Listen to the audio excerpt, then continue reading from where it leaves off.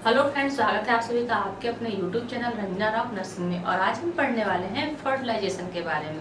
Fertilisation किसे कहते हैं? तो देखिए, फर्टिलाइजेशन वह प्रक्रिया है जिसमें स्त्री का अंडा और पुरुष का शुक्राणु एक साथ मिलता है। जब महिला का एग और पुरुष का स्पर्म एक साथ मिलते हैं तो उसी प्रक्रिया को हम फर्टिलाइजेशन कहते हैं।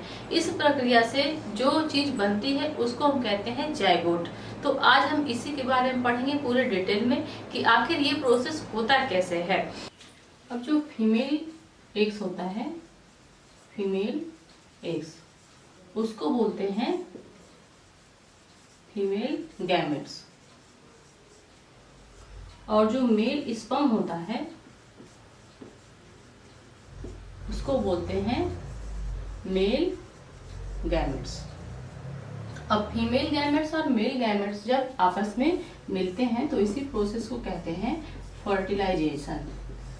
इसको बोलते हैं फर्टिलाइजेशन। और फर्टिलाइजेशन की वजह से बनता है जाइगोट। तो ये चीज यहाँ पे क्लियर हो गई कि जो मेल और फीमेल गैमेट्स होते हैं जब वो मिलते हैं तो उससे फर्टिलाइजेशन होता है और फर्टिलाइजेशन की वजह से ही जाइगोट का निर्माण होता है। अब इसको समझने के लिए, इस प्रोसेस को पूरा समझने के लिए हमको जो फीमेल एग होता है और मेल स्पर्म होता है उसके बारे में समझना पड़ेगा। तो फीमेल एग कुछ इस तरह का होता है और इसके अंदर होता है न्यूक्लियस। और इस फीमेल एग के ऊपर एक लेयर होती है, ऐसी लेयर होती है जिसको बोलते हैं जोना पेलुसिडा। क्या बोलते हैं इसको? इसको बोलते हैं जोना पेलुसिडा। ये जोना जो पेलुसिडा होती है इसके ऊपर भी एक लेयर होती है जिसको बोलते हैं कोरोना रेडिएटा। Corona radiata. इसको एक और नाम से जाना जाता है जिसको बोलते हैं फॉलिकुलर सेल। अब ये जो आउटर कवरिंग होती है, सबसे बाहरी लेयर होती है एग की, ये जो कोरोना रेडिएटा है इसमें पूरी तरह से एसिड भरा होता है। कौन सा एसिड रहता है? इसको बोलते हैं हाइलुरोनिक एसिड। ये जो हाइलुरोनिक एसिड होता है इसकी वजह से ही कोरोना रेडिएटा का जो पूरा इन्वायरमेंट होता है, मतलब एग का जो बाहरी पूरा आवरण होता है वो एसिडिक होता है। क्यों? क्योंकि उसमें हाइलुरोनिक एसिड चारों तरफ से रहता है। तो ये यहाँ पे कंफर्म हो गया। अब हम थोड़ा सा स्पर्म के बारे में जान लेते हैं। स्पर्म जो होता है उसका स्ट्रक्चर कुछ इस तरह से होता है।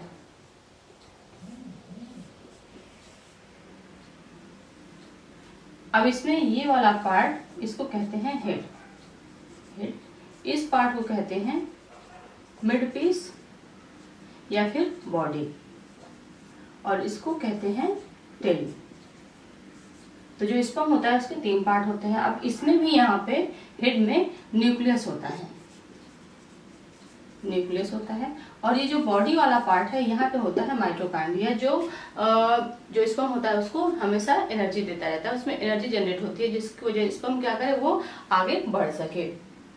और ये जो लास्ट में टेल होती है ये स्पर्म को मोबिलिटी देती है, मतलब उसको गतिशीलता प्रोवाइड करती है जिसकी वजह से स्पर्म फास्टली मूव करता है, अपनी ट्रेवलिंग कंप्लीट करता है। इसके साथ ही जो ये हेड होता है, हेड पे यहाँ पे जो हेड का सबसे आगे वाला पोर्शन होता है यहाँ पे एक ऐसे कैप होता है। यहाँ पे इस तरह से कैप होता है जिसको बोलते हैं एक्रोसोम कैप। ये जो एक्रोसोम कैप होता है इसमें अल्कलाइन होता है। कौन सा अल्कलाइन होता है? एक एंजाइम होता है जिसको हम बोलते हैं हाइलुरोनिडेज एंजाइम। कौन सा होता है? इसका नाम होता है हाइलुरोनिडेज एंजाइम। अब ये जो हाइलुरोनिडेज एंजाइम होता है ये अल्कलाइन होता है। क्या होता है? अल्कलाइन होता है। यहाँ पे हमने देखा कि जो एग होता है, एग के बाहर की जो लेयर होती है उसमें जो इन्वायरमेंट होता है वो कैसा होता है? एसिडिक होता है। किस वजह से होता है? जो हाइलुरोनिक एसिड होता है उसकी वजह से।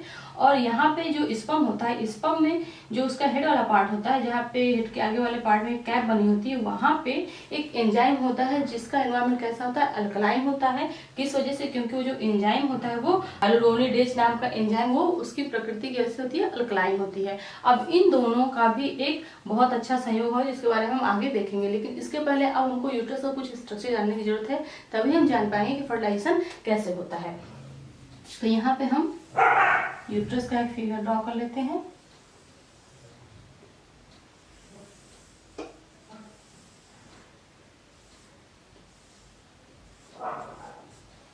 ये सब हो जाए यूट्रस है। यूट्रस में ये दोनों साइड हो गई फैलोपियन ट्यूब और ये हो गई दोनों साइड ओवरी। अब ये जो ओवरी है और फैलोपियन ट्यूब है, यहीं पे सारा फंक्शन होता है। किस तरह से, जैसे हम बात कर रहे हैं एग की, एग कहाँ से आता है ये हमको समझना है। तो एग निकलता है ओवरी से, ये ओवरी है। ओवरी से जब ओव्यूलेशन का प्रोसेस होता है, ओव्यूलेशन का प्रोसेस किसे कहते हैं, जब मेंस्ट्रुअल पीरियड का 14वां दिन होता है तो उस दौरान ओव्यूलेशन का प्रोसेस होता है। अब ओव्यूलेशन का प्रोसेस कैसे होता है, उसमें कौन कौन से हार्मोन्स इन्वॉल्व होते हैं और वो कैसे अपना फंक्शन करते हैं, अगर इसके बारे में आपको डिटेल पढ़ना है तो मेरी एक वीडियो है जिसमें मैंने बताया मेंस्ट्रुअल साइकिल के बारे में, जिसमें मैंने बहुत डिटेल में बताया। अगर आप उसको पढ़ लेंगे तो जो ये प्रोसेस है ये सारा आपका क्लियर हो जाएगा। अभी हम फर्टिलाइजेशन पढ़ रहे हैं तो इसको हम शार्ट में लेंगे। तो यहाँ पे ओव्यूलेशन की बात कर रहे थे क्योंकि हमको समझना है ये कहाँ से आता है। तो एक यहाँ जो ओवरी होती है वहां से निकलता है, जो मेच्योर एग होता है, ये यहाँ से रप्चर होके बाहर आता है और यहाँ पे एक स्ट्रक्चर होता है जो जिसको हम फिम्ब्रियो बोलते हैं और वो फिंगर की तरह होता है। तो ये जो फिम्ब्रियो होती है ये एग को कैच कर लेता है और कैच करके फिर ये क्या करता है कि एग को यहाँ से लेके जाता है कहाँ पे, जो फैलोपियन ट्यूब का एम्पुला वाला पार्ट है, यहाँ पे होता है एम्पुला वाले पार्ट में लेके जाता है। अब यहाँ से यहाँ तक की जो जर्नी होती है वो किस तरह से होती है, इसमें जब एक फैलोपियन ट्यूब में आता है, फिम्ब्राइज को कैच करके लाती हैं, तो यहाँ से जो सिलियरी मसल्स होते हैं जो फैलोपियन ट्यूब में पाई जाती हैं, जो सिलियरी छोटी छोटी सिलियरी मसल्स होती हैं उसमें सिलियरी मूवमेंट भी होता रहता है। तो जो एग होता है वो सिलियरी मूवमेंट के थ्रू आगे की तरफ बढ़ता रहता है, वो एक तरह से उसको पुश करती हैं। तो एक धीरे धीरे धीरे धीरे यहाँ पे जाके रुक जाता है, यहाँ पे स्टेबल हो जाता है। अब यहाँ पे जब वो स्टेबल होता है तो वो वेट करता है किसका, स्पर्म का। अगर उसको स्पर्म मिल गया तब तो फर्टिलाइज हो जाता है। इसमें एक और क्वेश्चन बनता है कि जो एग होता है वो कितने दिन तक स्पर्म का वेट करता है, इसका लाइफ स्पान हो गया। तो इसका टाइम ड्यूरेशन होता है 12 से 24 घंटे। अगर 12 से 24 घंटे के बीच जो ओवम है उसको स्पर्म मिल गया तो ये फर्टिलाइज हो जाता है। अगर मान लीजिए उसको नहीं मिला स्पर्म तो फिर ये डिस्ट्रॉय हो जाता है। उसके बाद ये यूट्रस में आएगा, यूट्रस के बाद ये आता है सर्विक्स में और वजाइना में, और जैसे ही मेंस्ट्रुअल साइकिल होते हैं तो ये यूट्रस के थ्रू वजाइना के थ्रू बाहर हो जाता है। तो ये प्रोसेस होता है। लेकिन यहाँ पे हम फर्टिलाइजेशन पढ़ रहे हैं तो यहाँ पे हम बात करेंगे कि एक यहाँ पे स्टेबल है, अब इसको क्या चाहिए, अब इसको स्पर्म चाहिए फर्टिलाइजेशन के लिए। तो जो ये प्रोसेस होता है कि एक यहाँ से रिलीज हुआ ओवरी से और इसके बाद ये फिम्ब्रियो के थ्रू पहुंचता है एम्पुला में, पता है। उसी दौरान उसी टाइम ड्यूरेशन में एक और प्रोसेस होता है। वो कौन सा प्रोसेस होता है, वो प्रोसेस होता है सर्विक्स के द्वारा। मतलब कि एक ही समय में दो काम होते हैं। पहला तो ये कि जो ओवम होता है वो रिलीज होकर पहुंचता है एम्पुला तक, और दूसरा ये होता है कि जो सर्विक्स होती है वो जो एस्ट्रोजन हार्मोन्स होता है उसको अंडर इन्फ्लुएंस रखती है और अपना जो इन्वायरमेंट होता है, जो सर्विस का इन्वायरमेंट होता है उसको पूरी तरह से अल्कालाइन बनाती है। अगर वो पूरी तरह से अल्कालाइन बनाती है तो इससे क्या होता है कि जो स्पर्म होता है वो उसकी तरफ अट्रैक्ट होते हैं।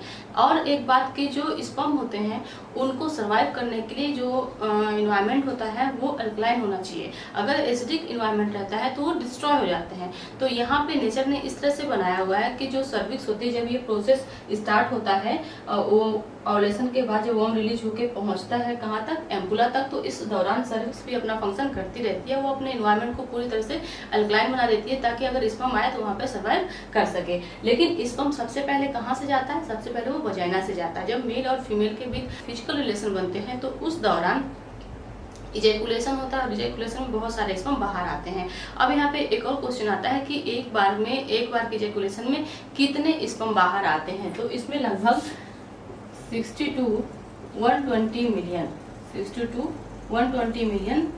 स्पर्म बाहर आते हैं जब इजैकुलेशन होता है तब।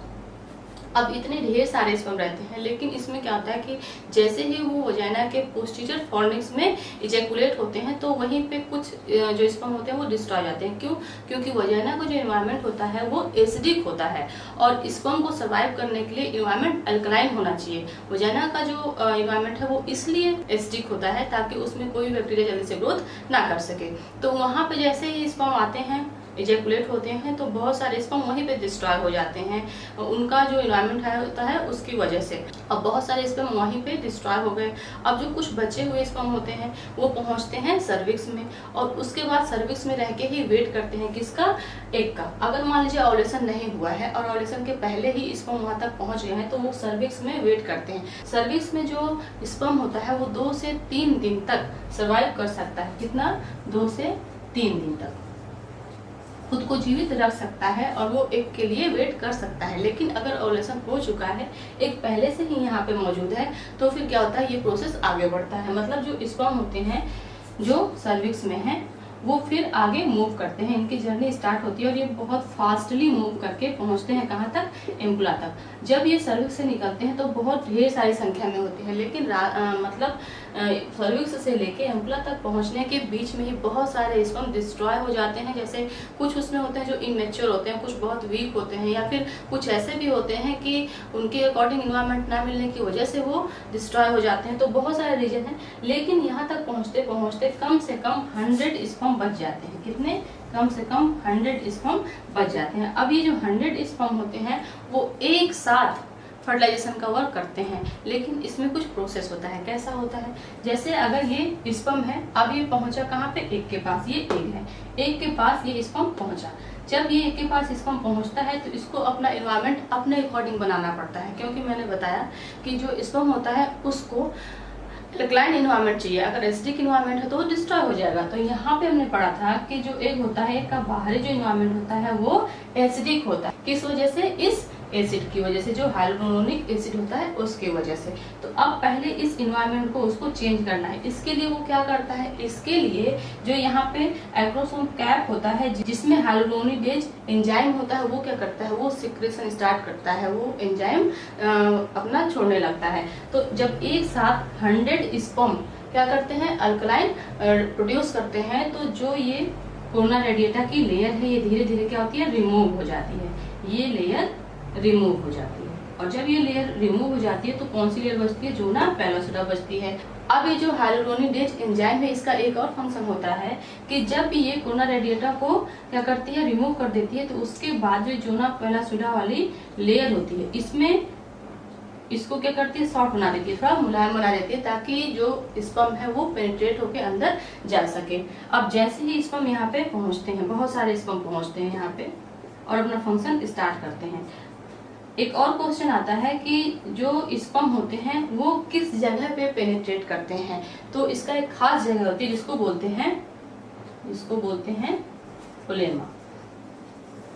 ओलेमा पूरे तरफ, चारों तरफ, एक के जो चारों तरफ लेयर होती है जिसको जोना पेलोसिडा बोलते हैं, उसमें चारों तरफ ओलेमा पाया जाता है। लेकिन इसमें कंडीशन ये होती है कि एक एग में सिर्फ एक ही स्पर्म एंटर कर पाता है। तो जो भी स्पर्म बहुत ज्यादा स्ट्रांग होगा, या फिर जो स्पर्म बहुत मैच्योर होगा, या उसकी कैपेबिलिटी बहुत ज्यादा होगी, या फिर जो पहले पहुंचेगा वो क्या करता है, वो पेनिट्रेट करना स्टार्ट कर देता है। और जैसे ही कोई पेनिट्रेट करना स्टार्ट करता है तो ओलेमा वाला पार्ट होता है वहां पे ये इंटर करता है। अब जैसे मान लीजिए कि ये स्पर्म है, इसने इंटर किया। अब जैसे ही ये इंटर करता है तो इसका जो पीछे वाला पार्ट होता है जिसको हम टेल बोलते हैं, ये क्या होता है, ये यहीं पे खत्म हो जाती है, ये अंदर नहीं जाती है, सिर्फ इतना पार्ट ही अंदर जाता है, ये टेल वाला पार्ट नहीं जाता है। अब जैसे ही अंदर स्पर्म ने इंटर किया, एक स्पर्म जैसे ही इंटर करता है वैसे ही जो जोना पेलोसिडा की लेयर होती है वो हार्ड होना शुरू कर देती है और चारों तरफ एक हार्ड कवरिंग बना देती है, जिसकी वजह से कोई दूसरा स्पर्म उसमें इंटर ना कर पाए। ये जो प्रोसेस होता है जोना पेलोसिडा का हार्ड होने का प्रोसेस होता है, इसको हम बोलते हैं जोना हार्डनिंग, या फिर हम इसको जोना रिएक्शन भी बोलते हैं, जोना रिएक्शन। तो ये दो चीजें होती हैं कि अगर जोना रिएक्शन पूछता है या फिर जोना हार्डनिंग पूछता है तो इसका मतलब यही होता है कि जैसे ही स्पर्म एग में इंटर करता है उसके साथ ही जो जोना पेलोसिडा होती है वो चारों तरफ से उसकी हार्डनिंग शुरू हो जाती है, ताकि जो दूसरा स्पर्म है वो उसमें इंटर ना कर सके। अब यहाँ पे एक और क्वेश्चन बनता है कि जो जोना पेलोसिडा होती है वो जब ब्लॉक होती है तो किस वजह से ब्लॉक होती है। यहाँ पे हमने बात की थी कि यहाँ पे प्रॉपर एक जगह होती है, पूरे जो लेयर होती है जोना पेलोसिडा की, उसमें चारों तरफ ओलेमा जैसा एक स्ट्रक्चर होता है, एक पॉइंट होता है जहां से स्पर्म पेनिट्रेट करके अंदर जाता है। जैसे मान लीजिए कि ये एग है, अब एग में यहाँ पे कोलिमा वाला पार्ट है, यहाँ से इसको हमने इंटर किया। अब ये एरिया जो होता है ये क्या होगा, ये कोलिमा कहलाएगा, कोलिमा कहलाएगा। अब इसी एरिया को उसको ब्लॉक करना है। जब ये एरिया ब्लॉक हो जाएगा तो चारों तरफ की जो लेयर होती है वो भी धीरे धीरे हार्ड हो जाती है जैसे ही इसको हम इंटर करता है। तो ये जो एरिया होता है ये किस वजह से ब्लॉक होता है, क्योंकि जब कोई भी चीज कहीं पे पिक करके अंदर जाती है तो एक स्पेस बन जाता है। तो अगर कोलिमा जो है उसमें इसको हम इंटर किया है उसके थ्रू एक्स में, तो वहाँ पे एक पॉइंट तो बनेगा ही। तो अब उस पॉइंट को कैसे भरा जाता है, उस पॉइंट को भरने के लिए कॉर्टिकल ग्रेनुएल्स क्या होते हैं, डिपॉजिट हो जाते हैं। जो ये कॉर्टिकल ग्रेनुएल्स होते हैं ये डिपॉजिट होके इस एरिया को भर देते हैं और फिर जो जोना पेलोसिडा का रिएक्शन होता है वो होता है। तो इसमें दो प्रोसेस एक साथ होते हैं। पहला तो ये होता है कि जोना पेलोसिडा की हार्डिंग शुरू हो जाती है और दूसरा जो कोलिमा वाला पार्ट होता है ये भी भरना शुरू हो जाता है। किसकी वजह से, जो कॉर्टिकल ग्रेनुएल्स होते हैं इनकी डिपोजिशन के वजह से। तो दो प्रोसेस इसमें एक साथ हुए। अब जैसे ही एक अंदर गया तो एक के अंदर इंटर होते हैं यहाँ पे जो फीमेल न्यूक्लियस है और इसमें जो मेल न्यूक्लियस है, ये दोनों एक दूसरे से मिलते हैं। अब जब ये एक साथ मिले तो इसी प्रक्रिया को हम कहते हैं फर्टिलाइजेशन। उसके बाद होता है सेल डिवीजन। अब ये दोनों न्यूक्लियस एक साथ मिलते हैं तो इसको हम बोलेंगे फर्टिलाइजेशन। तो आज के चैप्टर में हमने यही देखा कि फर्टिलाइजेशन का प्रोसेस किस तरह से होता है, ये हमने देख लिया। अब नेक्स्ट पार्ट में हम पढ़ेंगे कि जो इम्प्लांटेशन का प्रोसेस होता है वो कैसे होता है, जिसमें हम देखेंगे सेल डिवीजन के बारे में। मतलब यहीं से हम अपना चैप्टर स्टार्ट करेंगे कि जो ये सेल है ये कैसे डिवाइड होती है, कितने टाइम ड्यूरेशन में 2 सेल बनती है, फिर कब 4 बनती है, कब 6 बनती है, कब 8 बनती है। तो थोड़ा सा लेंदी है, इसको हम नेक्स्ट पार्ट में देखेंगे। तो फ्रेंड्स आज के लिए बस इतना ही, मिलते हैं अगले वीडियो में। तब तक के लिए थैंक यू सो मच।